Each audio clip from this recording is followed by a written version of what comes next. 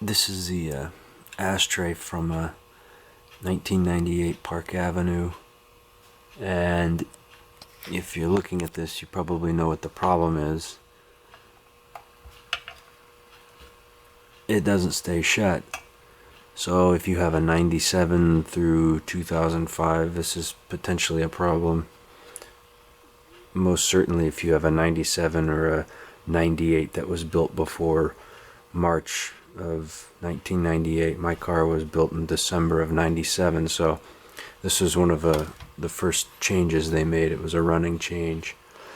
So I think the problem is, actually I know the problem is right here with the light. That little mechanism.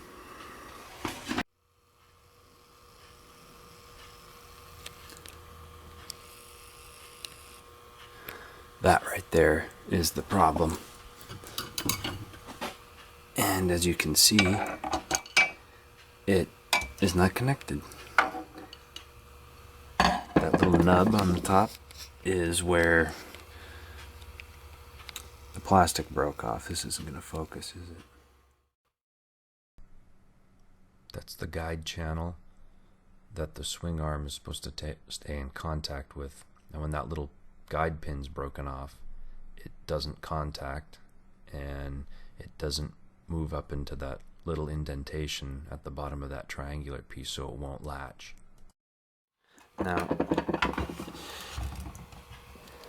if you know anything about how to get these things out, I have a shop manual.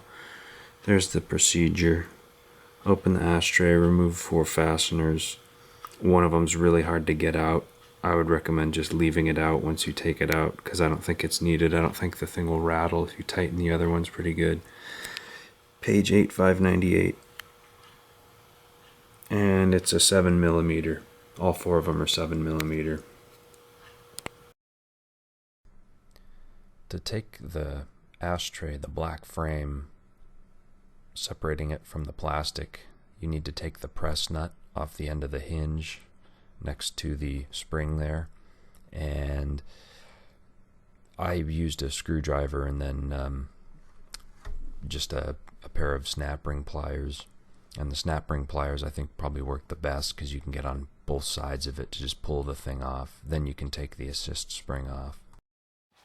So you can see how it kind of works here. Whoops. You see the little gear back there? That's what gives it kind of the nice smooth action. You can see these right there, that thing. That's right there. That's a rubber bump stop. So if yours is missing or it's rotted or whatever, I'd put something on there. I mean, you could wrap it with like a paper towel, anything. It would just keep it quiet. Not that big of a deal though. So I took the spring off, and now you can see here, you just pull the hinge,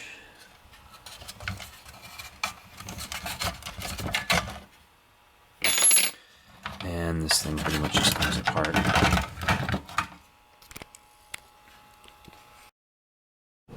Okay, so I got it apart.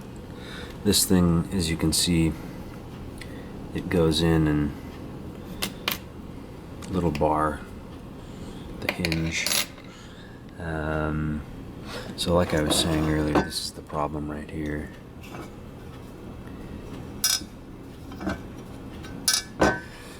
And it's broken.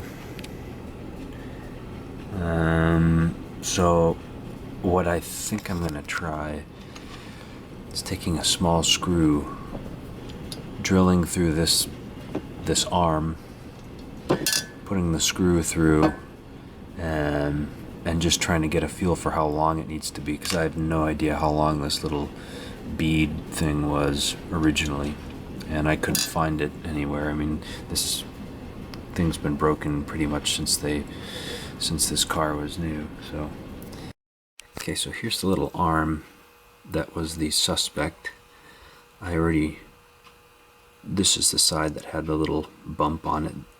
I already drilled it out because I'm going to make my own little pin that comes through just kind of like that. So I have something like this. Probably countersink it. And this is just a nail I was using to get the depth right. This one actually is not going to be long enough, so it'll probably need to be a few millimeters longer. And I'm probably going to want something thicker too that fits in the little in that channel better, because the nail's a little too thin. You can see here, this hole, that's where the little this little arm piece, that's where it was riveted to, and you'll have to drill the rivet out, or however you're going to get it out, but it's got to come out, I think, probably to make it easier, just so you have this thing loose to work with. And as far as connecting it back to here, well, if you have a pop rivet gun, that'll work. Otherwise, just a screw. Now, I'm thinking that you see how it is here. This little hole is actually pretty big.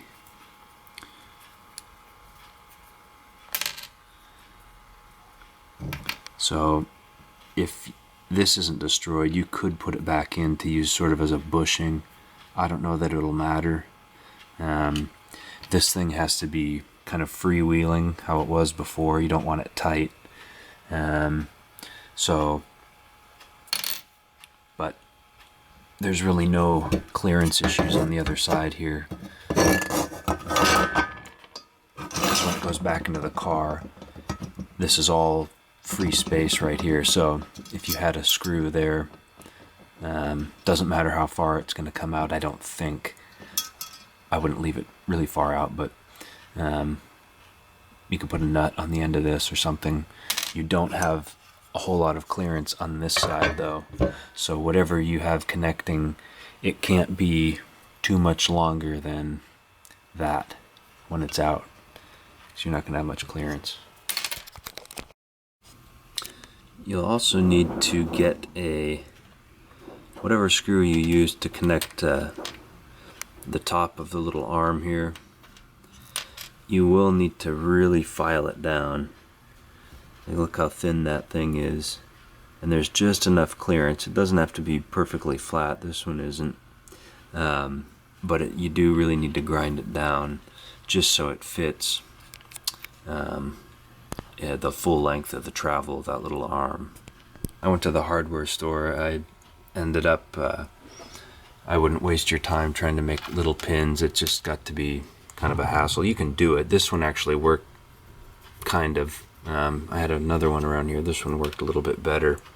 But I went and picked up just some miniature nuts and bolts from Ace Hardware.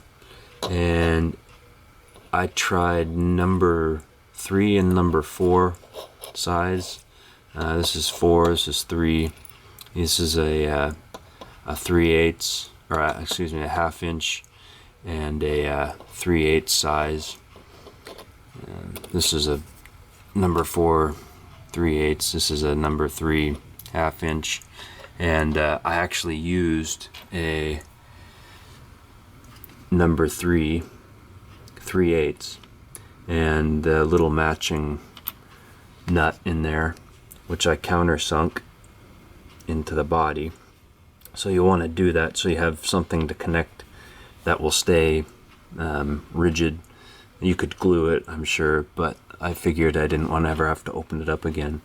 So on the other side, I've got just a little tiny lock washer, which was about the right size, because you do need to have some kind of like a spacer to bring the bolt back this way. So that's the purpose of that. Actually, these little washers here were a little bit too thick, but these aren't super precise, so they're all different thicknesses.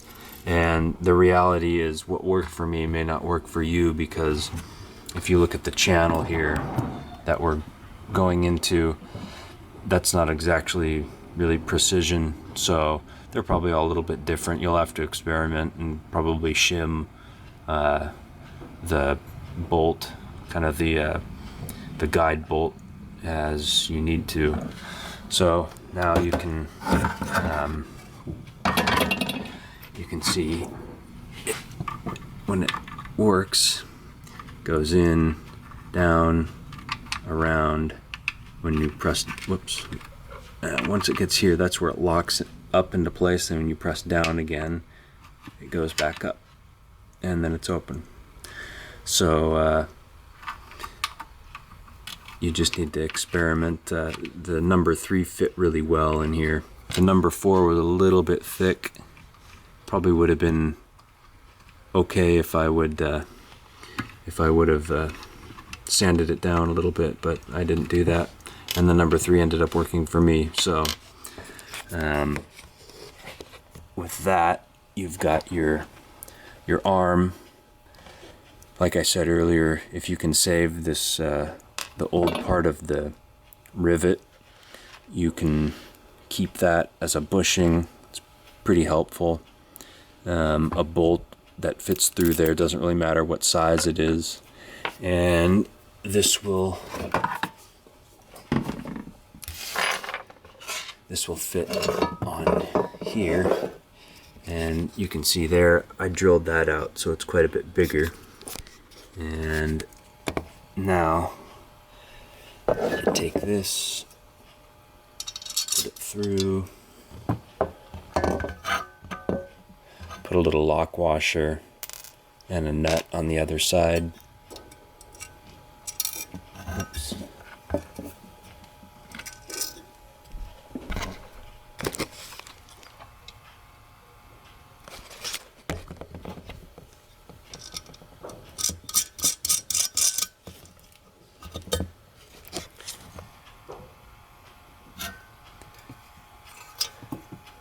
I'll hack that down later, but it works as it is. So now you see a little arm, and I'll put it back together. Okay, so I'm all done now. Turned out pretty well, a little easier than I thought it was going to be. So this is how it would sit in the car.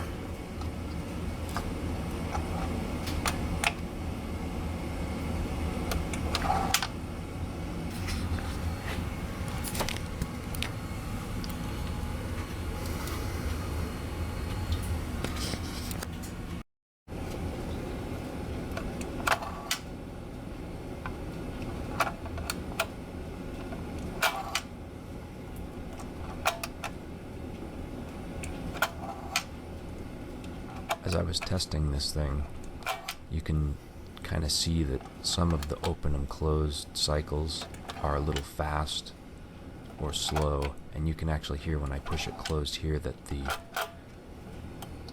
gears are skipping. So to fix that, you need to make sure that that gear right there is not too far to the right of the picture.